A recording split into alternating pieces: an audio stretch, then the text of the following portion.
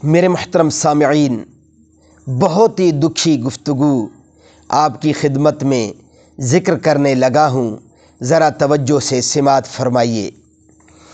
حضرت انس رضی اللہ عنہ فرماتے ہیں کہ ایک مرتبہ حضرت فاطمہ رضی اللہ عنہا نے حضرت رسول اکرم صلی اللہ علیہ وسلم کو جو کی روٹی کا ایک ٹکڑا پیش کیا۔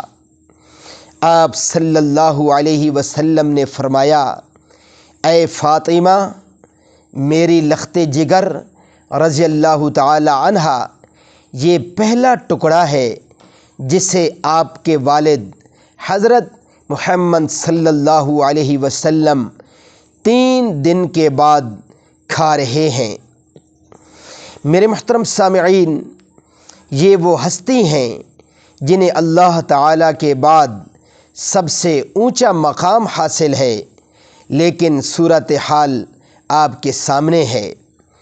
آج ہمارے پاس اللہ تعالیٰ کی بے شمار نعمتیں ہیں، لیکن پھر بھی ہم اپنے اللہ کا شکر بجا نہیں لا سکتے، اور نہ ہی ہم اپنے پیارے پیغمبر حضرت محمد صلی اللہ علیہ وسلم کے نقش قدم پر چل رہے ہیں، اور ان کی سنتوں کو نہ ہی ہم اپنا رہے ہیں۔